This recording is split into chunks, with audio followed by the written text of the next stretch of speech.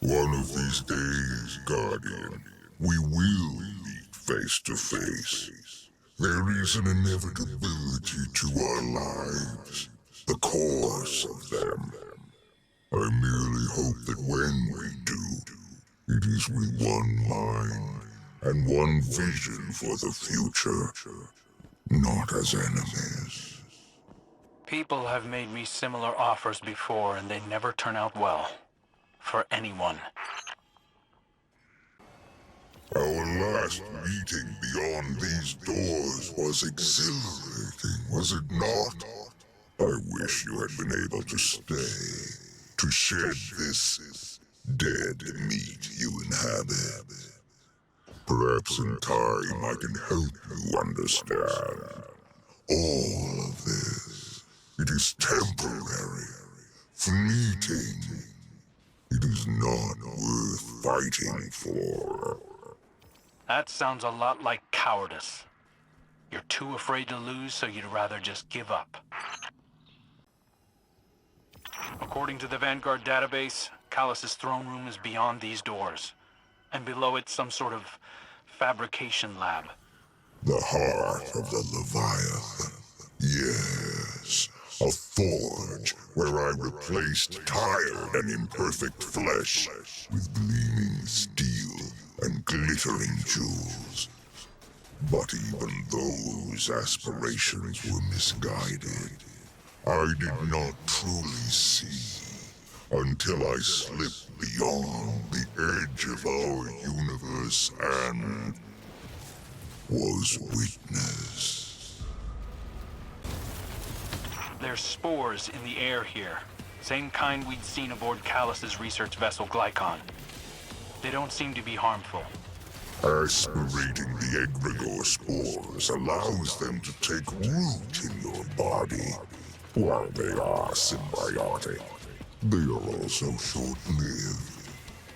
But for a time, they join your consciousness to that of the mycelial network and other minds that would witness you.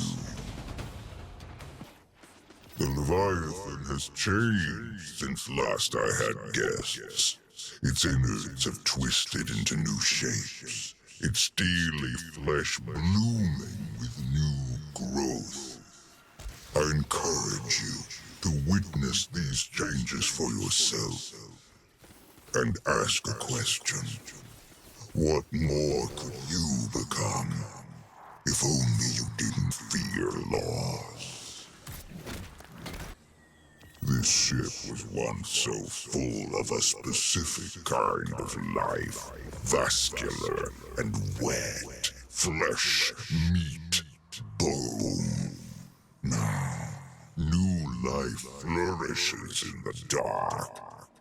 My menagerie became a feeding trough for such splendor. The likes of which are both beautiful and obscene. The plants we're seeing here appear to be concentrated through those doors. Maybe it's where they started? In my exile, I thought of the Leviathan as a prison. But what I have found while journeying has given me greater perspective. Do you hear that, Guardian? The Leviathan is breathing. Its veins pulse, its heart beats. This ship is alive in so many ways. It's not actually alive, is it? There's material embedded in the hull here. I can't be certain, but I think it might be ghost shell fragments. Your scout is as keen as he is troubled. I did have some guardians as guests. They appreciated my generosity, my compliments.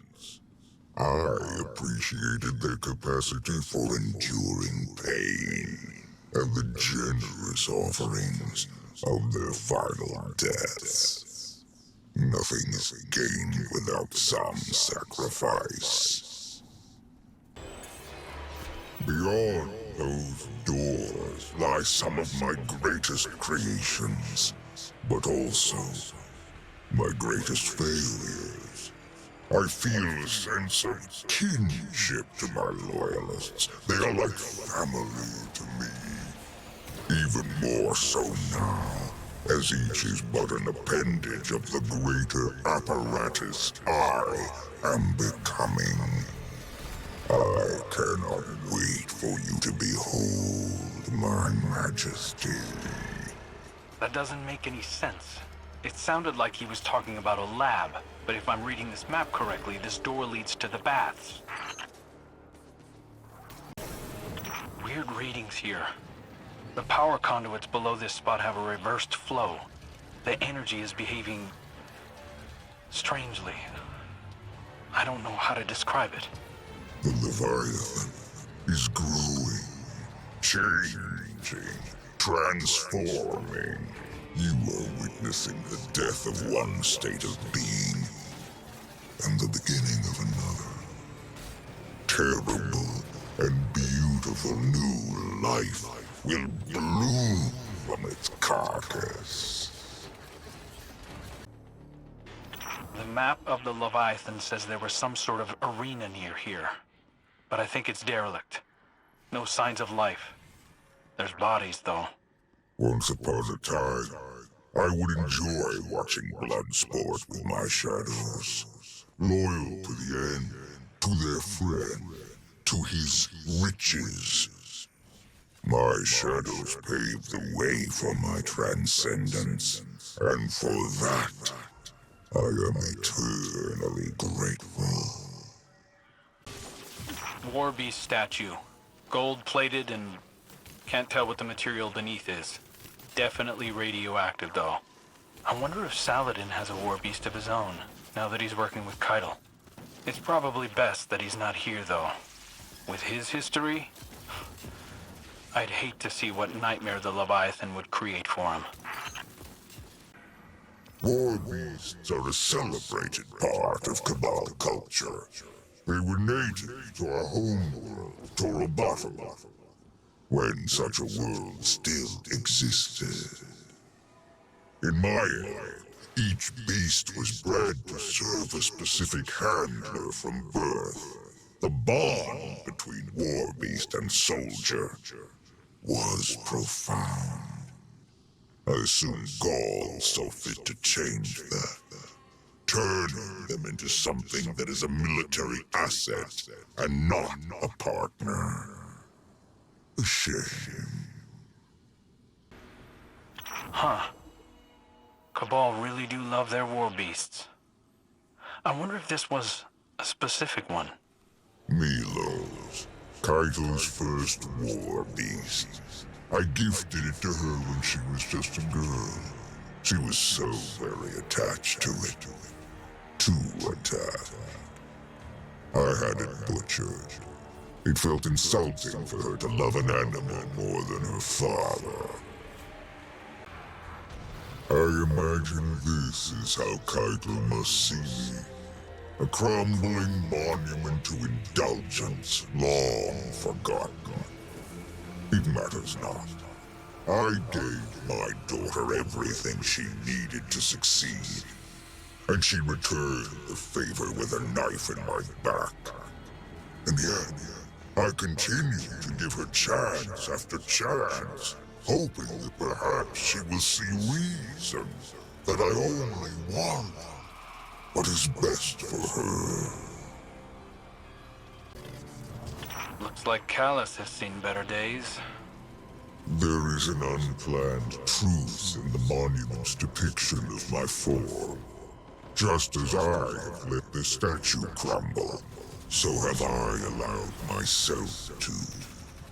This withered flesh is an inefficient vessel by which to explore the limits of sensation the universe allows. I wish for something new. A once glorious monument, now little more than a sunken head. All things decay and change, It is the nature of the universe. Entropy knows no master, walking hand in hand with the phantom of time. All things that exist are doomed to crumble. Only that which does not exist, which has never existed, is truly free. Contemplate this, my friend.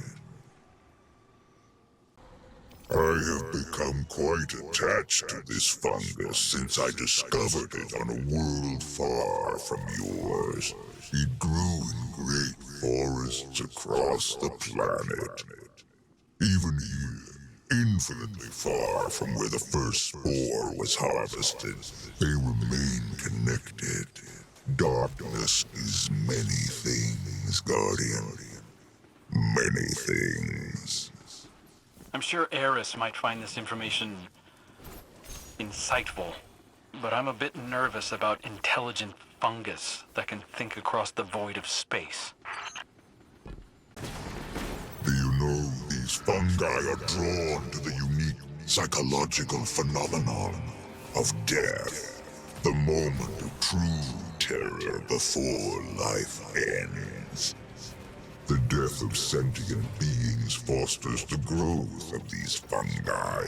Normally, it takes centuries for them to spread like this, but Calus sacrificed countless lives to feed his pet project. This is horrifying. they are majestic, are they not? These fungi are not unlike your world's mushrooms in how they live, how they breathe, how they grow. Their mycelial networks do not proliferate in soil, but rather spread like ethereal conduits between dimensions of space. This sounds a lot like the ley lines in the Dreaming City. Is that possible? Based on structural scans, this chain is part of a containment system that connects to a lab below us. It's too badly damaged to use. This must have been a deployment system. When whatever was engineered down there was finished, it was brought here. These mechanisms no longer serve a purpose. My cloning facilities no longer serve a purpose. I have been shown new horizons. I'm reading pieces of exterior hull fused with the machinery below this lift. I can't explain how the outside of the ship got in here.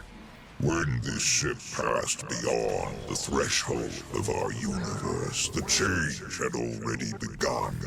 You are witnessing its growing pains.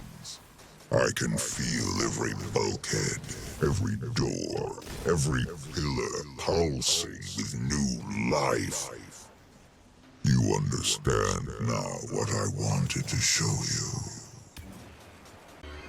I remember a day when these lifts would rise, expelling new, perfectly engineered Cabal champions into my embrace.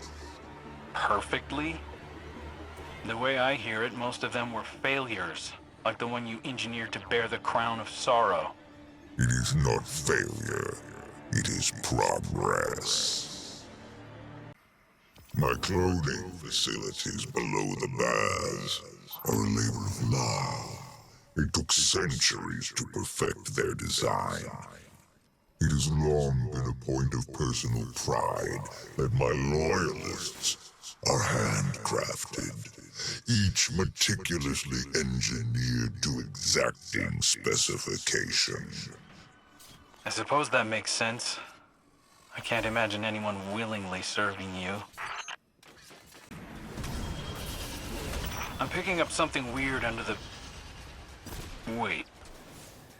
This isn't water. It's a protein slurry. There's Cabal DNA mixed in this, and... Ah, yes. I I suppose calling these baths is a bit of a misnomer. They are built atop a cloning facility where my loyalists are engineered. What you are standing in is the liquefied remains of failed experiments, which was fed to their unborn kin. There's definitely something below us. A larger facility. I can't tell if it's still functional. On a scan, it looks like the hull folded in on itself.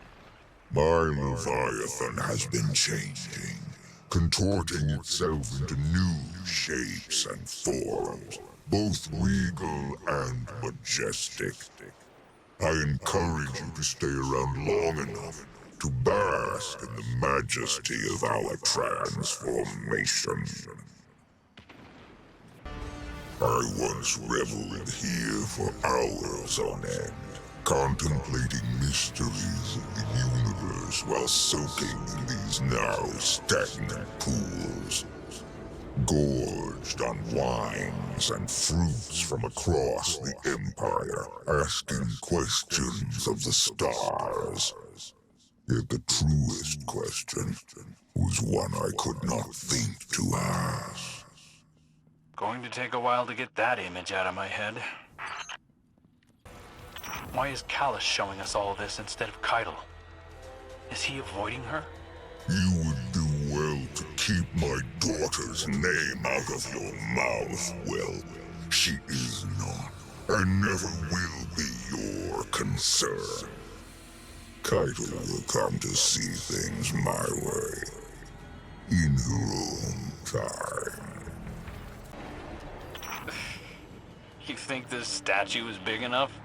That monument was forged from exotic matter, mined from the heart of a neutron star. It was sculpted by one of my Empire's finest artists. May he rest in peace. The material was highly radioactive, and in the end, it looked better plated in gold.